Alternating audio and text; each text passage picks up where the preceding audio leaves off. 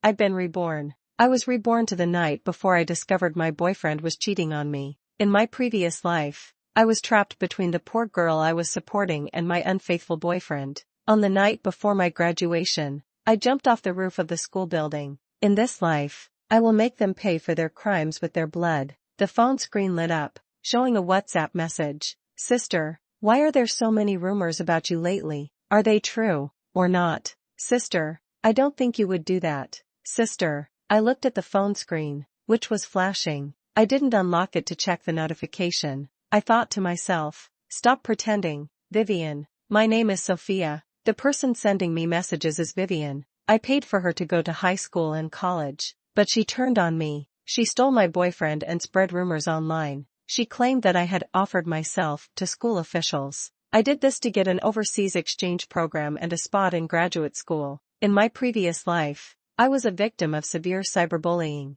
I eventually couldn't bear it anymore and chose to end my life by jumping off a building, but I got another chance. This time, I won't let any of those villains get away with it. 7 years ago, after finishing middle school, I traveled with my parents to a city on the coast in the south. At the bus station, I saw a girl wearing ragged clothes selling fruits. My parents felt sorry for her and bought some of her fruits. How old are you? My father asked. 13, 2 years younger than your daughter. Are you still in school? I finished elementary school. My mother said the family needs to support my younger brother's education, so I can't continue. She lowered her head, her eyes full of sadness. At that moment, a woman in her 30s noticed us talking to the girl and came over to us. This child is so pitiful. Her parents are both sick, and they have to take care of a younger brother who is 10 years younger than her. Look at how fresh these fruits are. Please buy more. If she can't sell them, she'll be beaten again tonight. We talked with her for a while and found out that she was the girl's aunt.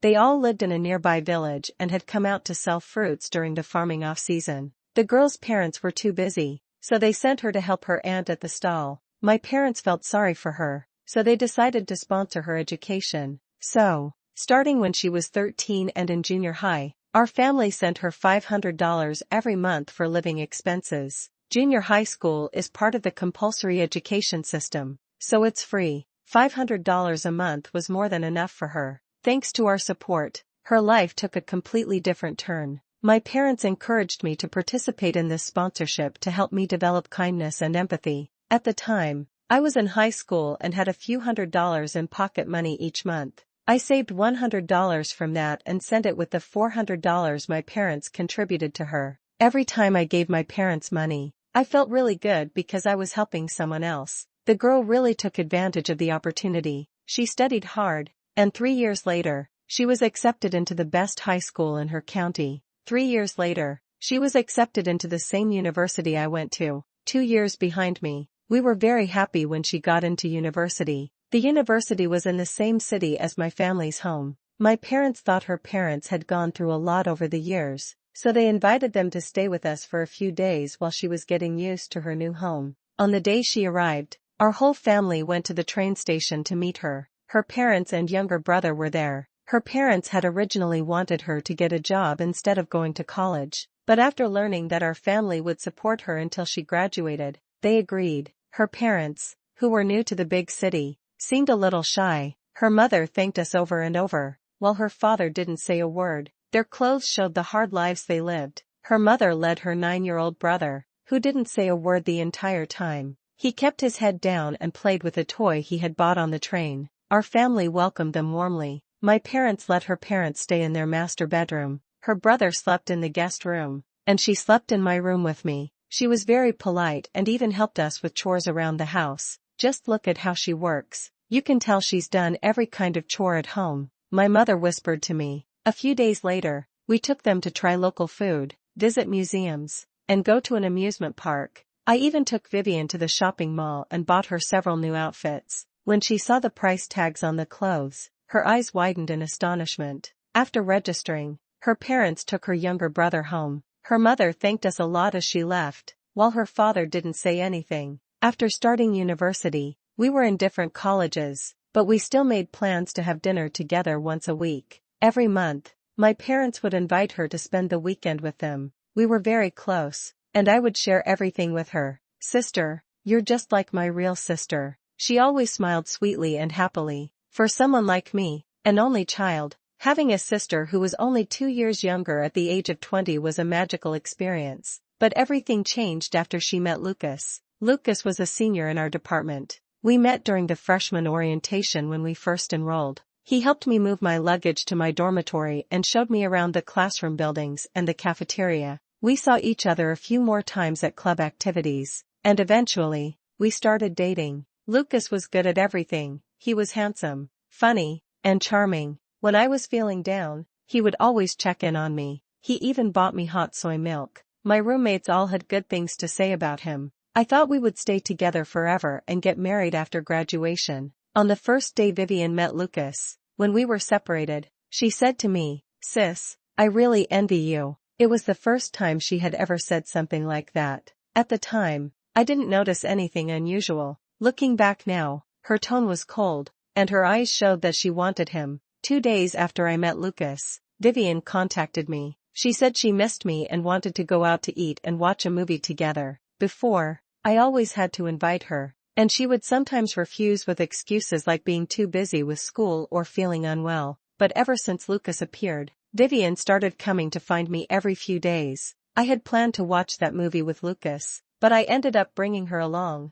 I always made sure she felt good about herself, and I usually said yes to her requests. Later, the three of us often hung out together. Vivian started taking action. When Lucas and I went on dates, she would often go with us. I never thought that 2 years later, I would be feeling so hopeless. Vivian and Lucas were responsible for all of this. After being reborn, I will never forget this hatred that has always been a part of me. "Sister, I heard the ski resort in the suburbs is great. Let's go skiing with Lucas." Vivian sent me a message. I smiled slightly. In my previous life, Vivian had drugged Lucas and me at the ski resort and planned something big. This time, I would make her suffer for her actions. I picked up my phone and replied, "Sure, tomorrow will be a nice day. Let's go together." "Okay, I love you." 333, she sent back a cute emoji. I put down my phone and started planning what to do the next day. When I arrived at the ski resort, I used her distraction to swap the sleeping pills in her bottle with vitamin pills that looked the same.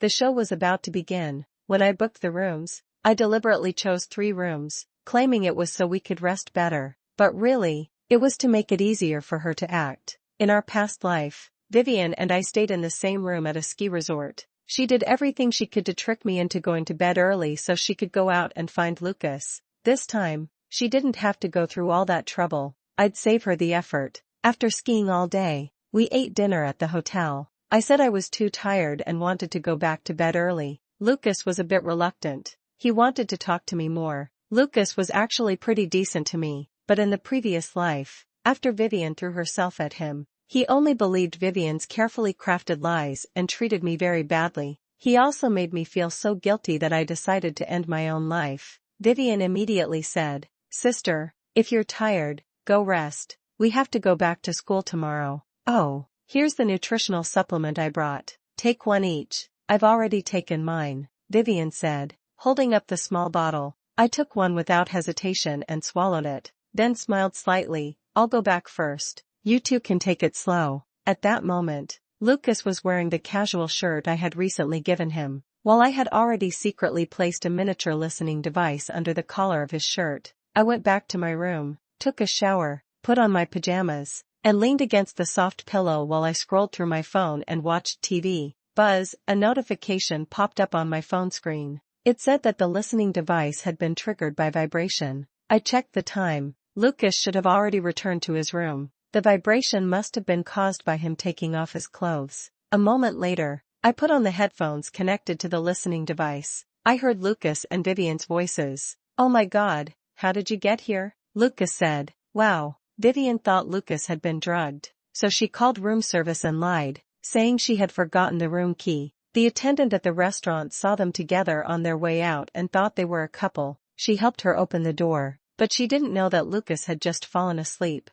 After she crawled into the bed, Lucas woke up and discovered Vivian lying next to him. He screamed in shock. Vivian didn't expect Lucas to wake up so quickly, so she had to move the plan she had originally intended to carry out the next morning up to the present day. "Lucas, what's going on?" "Oh my God." After the initial shock, she started crying, saying she had drunk too much and forgotten her room key, which led to her ending up in the wrong room. After crying, she started flirting, saying this was her first time and that she never expected it to happen so quickly and in such a confusing way. Lucas had also had a few drinks, but he was sure he hadn't done anything wrong. However, he felt proud that Vivian had been so proactive. After all, although he and Vivian were a couple, they only did things like holding hands and kissing. Maybe he preferred Vivian's direct approach because he was more of a slow burner. In any case, Lucas went from being completely stunned to having passionate sex with Vivian in just 1 minute. I took off my headphones because I didn't want to hear the rest of that nasty conversation.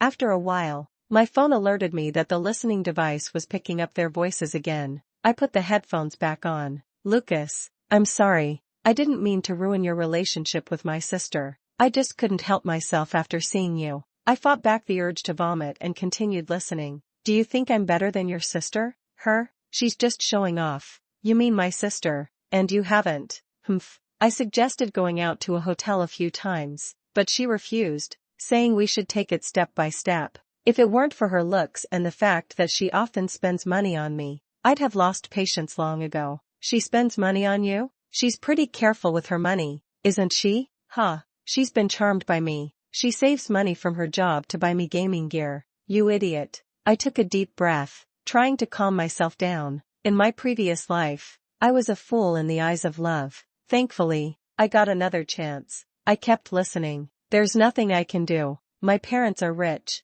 but they're afraid I'll waste money, so they only give me enough for basic living expenses each month. That's not enough. They favor my brother because he does better in school and doesn't spend money carelessly, while I'm worse than him in every way. Thankfully, there's this fool who's saving up to support my gaming. After returning from the ski resort, I acted like I didn't know anything, but I stopped spending any money on him. Lucas realized he couldn't get anything more from me, so he started acting distant on purpose. I pretended I couldn't stand his emotional abuse and eventually broke up with him. He agreed and immediately started dating Vivian in public. Sister, I know this might be hard for you. I'm really sorry. I didn't mean to hurt you. We can still be friends, right? Vivian sent me a message on WhatsApp with a crying emoji. I replied with a smile, okay. It wasn't the right time to completely cut off her. I thought to myself, friend, you're a big liar. In the previous life, Lucas thought he had forced Vivian after he got drunk,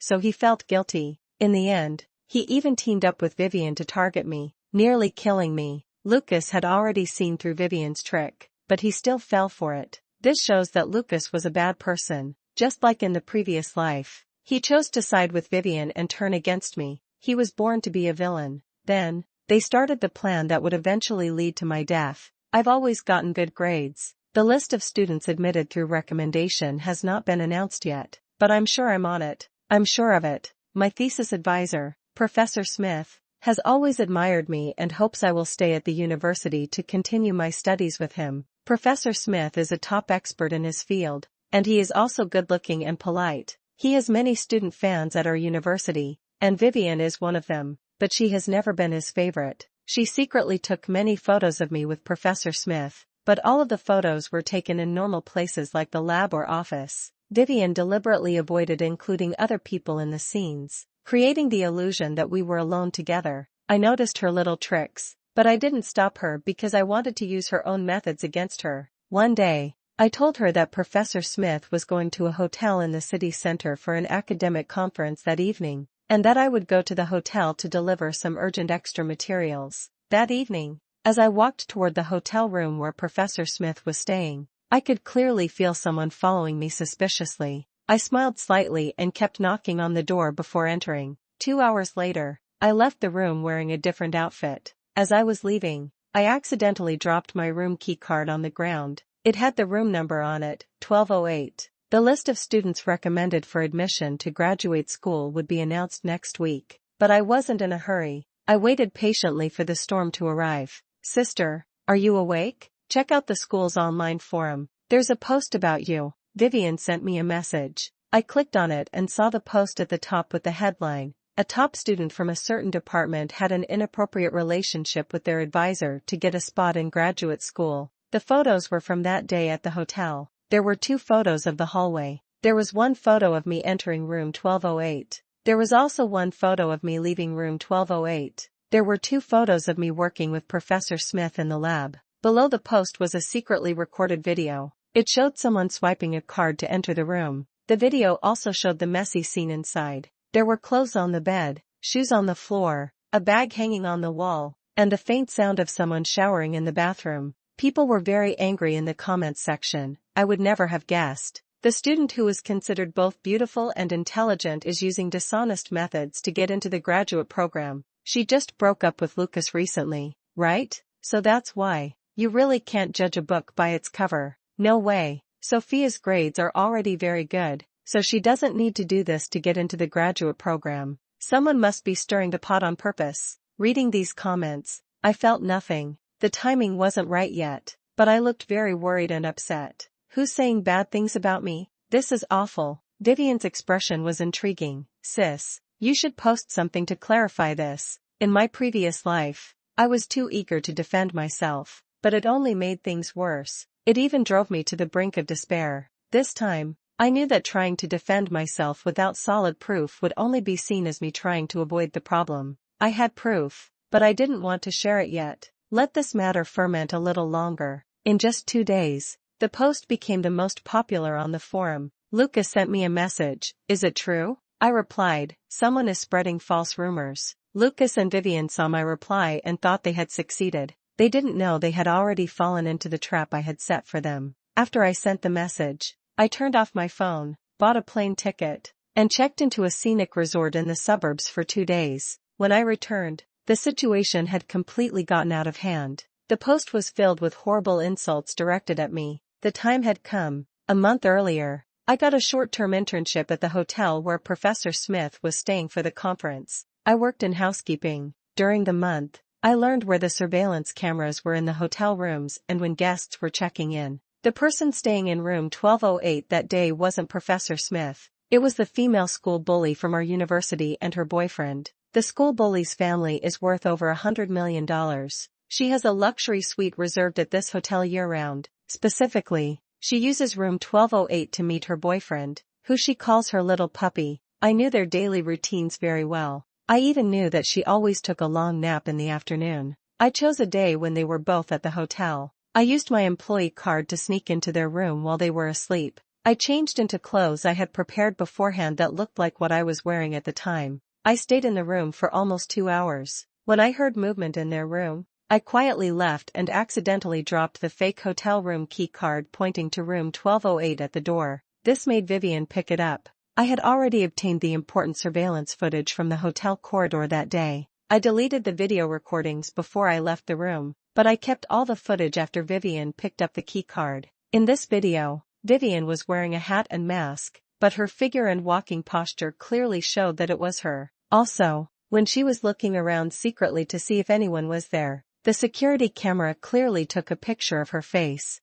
I created a new anonymous account and uploaded a video that I had edited. I watched as the truth video I posted quickly became more popular. It replaced the original defamatory post and became the top trending topic. People had different reactions to the comments. No way? Today's big news is actually about Vivian. So Sophia was betrayed by the person she thought was her best friend? I feel so sorry for her. Wow. Vivian just came out pretending to speak up for Sophia, right? Now it's clear she's a complete actress. Now it was Vivian's turn to panic. She never thought that I was behind all of this. Don't worry, that's not enough. The next day, I switched to another account and uploaded the first half of the surveillance footage from room 1208. This footage showed the female school bully and her boyfriend entering and exiting the room. I added a caption that said, "Shocking. The previous post was a lie. The truth is actually this." The news reached the female school bully's boyfriend, who was very protective of her. When he saw his personal life was public, he was mad and went to the school bully to complain. The female school bully was humiliated when she learned that her private meeting place, including the hotel room number and the interior of the room, had been secretly filmed and posted online. The furious female school bully immediately used her family connections to find the hotel and forcibly obtained the original surveillance footage from that day. She got the footage that had been edited by me to only include evidence incriminating Vivian. The surveillance video only showed the school bully and her boyfriend entering and exiting the room as usual, and Vivian sneaking in with a key to take photos. I had already cleaned it up thoroughly. I successfully made it seem like the problem was someone else's fault. What happened next was very exciting. Vivian was dragged out of the dormitory by a group of people, her hair was pulled, and she was shoved into a black luxury sedan. Many students gathered around, but everyone was already aware of her actions, and out of fear of the female school bully's influence, no one dared to intervene. The security guards at the school gate tried to stop them, but they couldn't. The security guards were also online, eating watermelon, i.e., watching the drama unfold online. Lucas had avoided talking about it since he found out that Vivian had provoked the female school bully. He was afraid that the female school bully would be angry at him. I wasn't surprised. He had always been selfish. 2 days later, Vivian was left back at the school gate by the black car. She walked back to her dormitory by herself. She didn't have any visible injuries, but she looked like she was about to collapse. Her eyes were empty, and she didn't say a word. No one knew what she had gone through in the past 2 days. Later, Vivian uploaded an apology video on the campus online forum. In the video, she admitted her sins with tears, even slapping herself in the face, and apologized to the female school bully and her boyfriend. However, she did not explain why she had done it. Her reputation was completely ruined. It was no longer possible to join Professor Smith's research group. Her future job prospects would likely be severely affected by her severe character issues. Things had developed exactly as I had planned. I acted like we were still close friends, even though we weren't. I even tried to make her feel better, but it was fake. She tried to hurt me, but in the end, she only hurt herself. In my previous life, after I jumped off the rooftop, my parents were devastated. At that moment, Vivian appeared like an angel, just in time. She told my parents that they had paid for her education for years, and she was very thankful. She promised to take care of them in their old age and even arrange their funerals. My parents were deeply moved and treated her like their own daughter. She convinced them to make a will, leaving everything to her. But there was a gas leak in the house, which caused a fire. My parents died in the fire. Vivian, on the other hand, used all of my parents' inheritance to live a comfortable middle-class life after graduating. In this life, I did not jump off the rooftop. So, how will the story continue? I think that Vivian, the villain, will not stop. I'm excited to see what happens next. As time went on, Vivian came to find me. She looked slightly better than before, but at school, she was still lonely and no one paid any attention to her. Sister, take me out to relax and travel. If this continues, I'll go crazy. Okay, let me see what you can do. I bought a complete set of pinhole camera equipment online and carefully studied how to install and use it. I also got a high-quality voice recorder. I put all these things in my travel bag quietly. She took me to a nearby town and found a rural cottage similar to an Airbnb to stay in. Sister, thank you for coming out with me. Right now, you're the only one who wants to be with me. You're so kind. I was being nice to you, but you were ungrateful. Sister, I really just want to rest. Why not go out tomorrow and sign up for a local day tour? I'll stay home and rest for a day. What do you think? I knew exactly what she was trying to do. I wanted to see what she was planning. That night, after she fell asleep, I secretly put hidden cameras in important places in the living room, bedroom, and kitchen. After I finished everything, I signed up for a local day tour on my own. I didn't want her to notice anything strange. The next day, on the tour bus, I used my phone to turn on the live camera feed. I soon saw her and a man crouching beside the gas stove in the kitchen, moving around suspiciously. I looked at the clear footage from the camera and recognized the man right away. It was Lucas. I immediately understood what they were doing. In my previous life, my parents had trusted her too much and let her move in with us. She also tampered with the gas stove in my parents' home, causing a gas leak that led to a fatal fire. In this life, she dared to use the same deceptive plan against me. The surveillance camera could record sound. I put on my headphones and clearly heard their conversation. Vivian, everything is ready. By tomorrow, everything will be over. Lucas, you promised me half of the money once we get it. Vivian, I keep my promises. Hurry up and finish it. Don't leave any traces. They want to burn me to death. Then, Vivian can go to my parents like she did in the previous life. She can flatter them, gain their trust, inherit the estate, and then plot to kill my parents again. I had trouble stopping the shaking in my hands because I was so angry. I told myself to calm down and turned off the surveillance video. I told myself, don't worry, Sophia, we have to keep going with the show. That evening, when I returned home, I acted like nothing had happened. I chatted and ate normally with Vivian. Sister, were you tired today? Do you want to rest at home tomorrow? She asked, just like she was supposed to. I knew she was looking for a reason to leave the house and leave me alone to die. Yes, I am very tired today. I want to rest at home tomorrow. You can go out and have fun on your own, I said. Vivian agreed to my plan. I had to get her out of the way and make her think she was about to succeed. That's the only way I could show her true colors. The next morning, Vivian pretended to go out to have fun. After she left, I immediately went to the gas stove in the kitchen to take a closer look. Vivian and Lucas had replaced the pipe connecting the gas cylinder with an old pipe that was severely worn, with clear cracks visible on it. The valve on the gas stove had also been loosened slightly on purpose. If there is enough natural gas in the air, even a small spark can cause an explosion or fire. I looked at the area again and found a small object in a hidden corner next to the stove. It was a modified remote-controlled automatic igniter. I felt a shiver run down my spine. These two people were capable of such evil plans. I quickly grabbed my phone and left the small house. Vivian, Lucas, you two heartless demons. Alright, if you want to play this game, I'll play along until the end. I found a hidden spot near the Airbnb house where I could see what was going on and waited quietly. About an hour later, Vivian finally called. I took a deep breath and pressed the answer button. Sister, are you home? Yes. What's wrong? I replied calmly.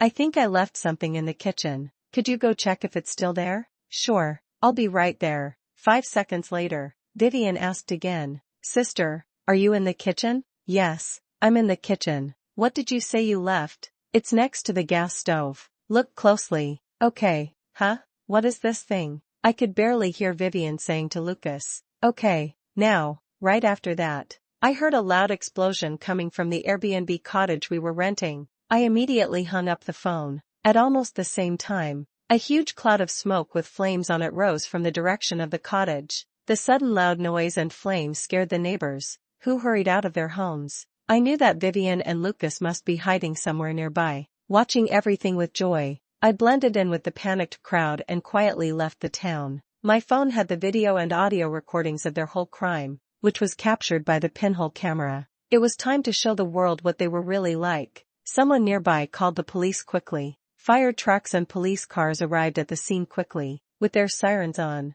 they put out the fire. Luckily, the fire only destroyed the Airbnb cottage we were renting. No one was inside at the time, so no one was hurt. The homeowner also hurried over when they heard the news. When he saw his house reduced to a charred ruin, he was so shocked he couldn't speak for a moment. During the investigation, the police found half-burned pinhole cameras in the room and a partially burned automatic igniter in the kitchen. After asking the homeowner a lot of questions, they learned that the gas pipe connected to the gas cylinder had been replaced with a new one just a few days earlier. So, the police first thought the fire was probably set on purpose. As the people living in the apartment, Vivian and I were the main suspects. We were taken to the local police station to be questioned. When Vivian saw me sitting there unharmed and calm at the police station, her face showed surprise, then fear. In the room where suspects are questioned, Police Officer A, did you install this automatic igniter? Vivian, no, I didn't. She said no right away. Police Officer A, have you ever seen this device in the room before?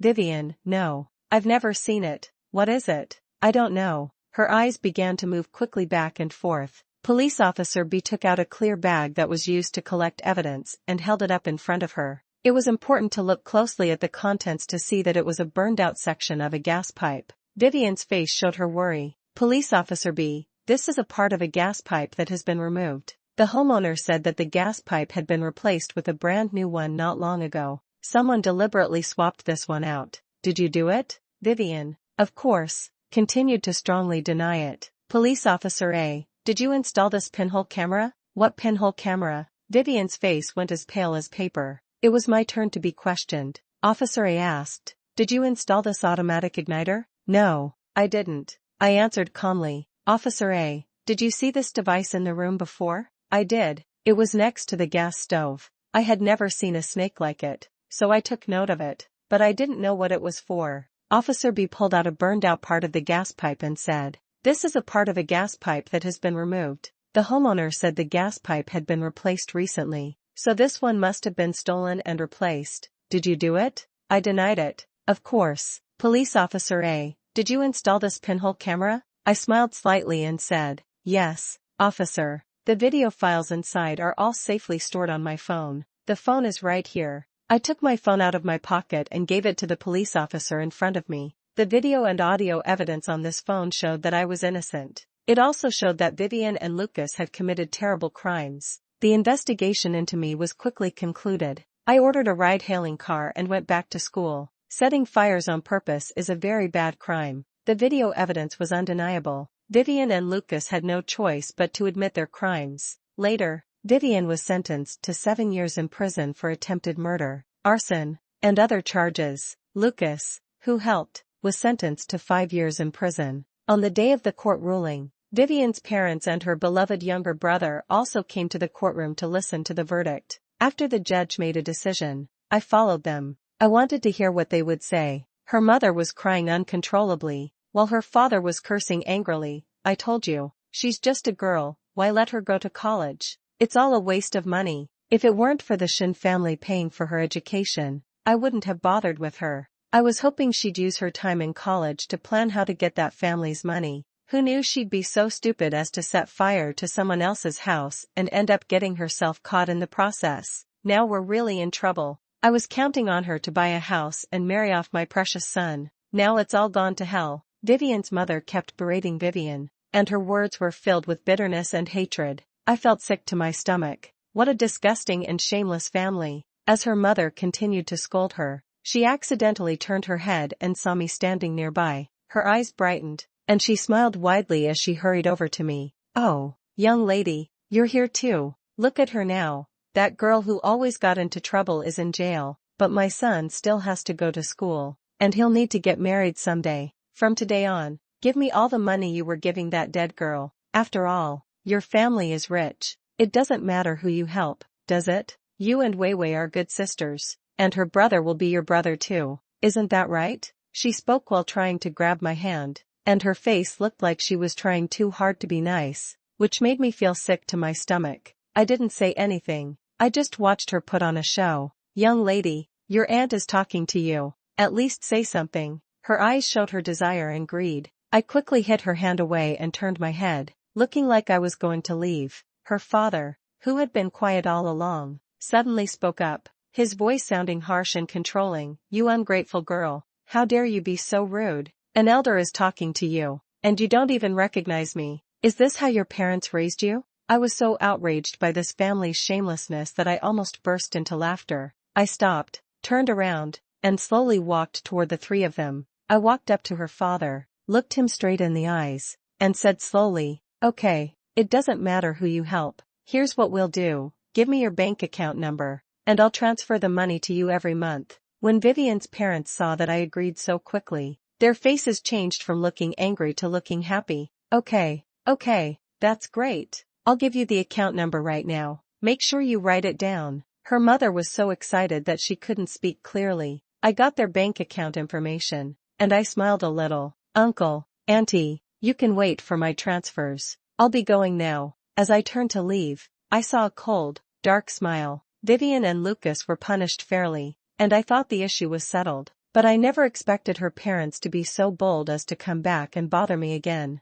Because of that, I have other surprises planned for them. Vivian has always been very vain. To keep her current lifestyle, she had signed up for over 10 different online loan platforms a long time ago. She borrowed money from one source to pay for her expenses. At first, she only borrowed a few $1,000s, but over time, the amount she borrowed grew. After more than 2 years, she had accumulated a total debt of about $25,000.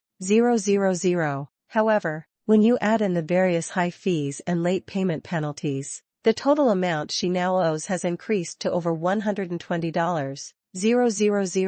The collection calls from the online lending platforms not only targeted her, but also every contact in her phone's address book. Vivian was afraid her parents would ask her to pay back the money she owed if they found out about it. So, She changed her phone number a long time ago without telling her family. Because of this, her parents didn't know what was going on. Now, Vivian is in jail, and the loan companies are frantically searching for her because they can't find her. My phone rang again. I got another call about paying a debt. This time, I didn't hang up right away like I usually did. Instead, I pressed the answer button. What happened next was exactly what I had thought it would be. Vivian's parents and her younger brother got a lot of calls and texts from people trying to collect money from Vivian. A family like theirs simply couldn't possibly have tens of thousands of dollars to pay off Vivian's huge debts. Faced with threats and intimidation from the debt collection agency, they could only curse angrily and make excuses, feeling completely helpless. But over time,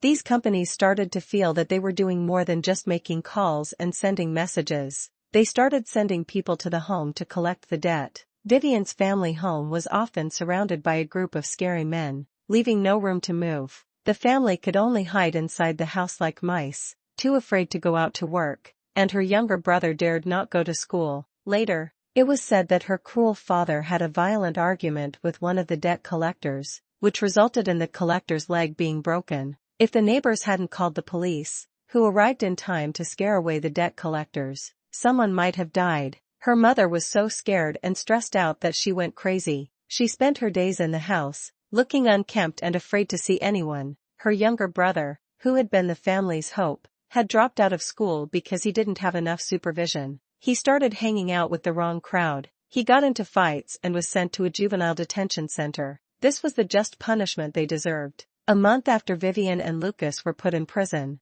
I went to see them in jail. I had planned to see Lucas first, but the prison authorities told me that Lucas refused to see me. Maybe he didn't know how to deal with me. Vivian and I stood on opposite sides of a thick glass wall, each holding the receiver of the visiting phone. She was the first to speak. Her voice was rough and cold. "Did you put the surveillance camera up?" she asked. At this point, did she still not realize who had put the camera there? I didn't say anything, just looked at her with a calm, understanding face. My face told her everything. She suddenly seemed very tired. Her body was shaking, and she was having a hard time breathing. "You're a bully. How dare you hurt me?" she screamed suddenly, her face contorted. "No one wanted to hurt you. You tried to kill me, but you couldn't. You've ended up like this because of your own actions," I said calmly. Her face became more and more angry as she started screaming. "What makes you better than me? You're lucky to have been born into a good family. I refuse to accept it. Why should you get all the good things in life?"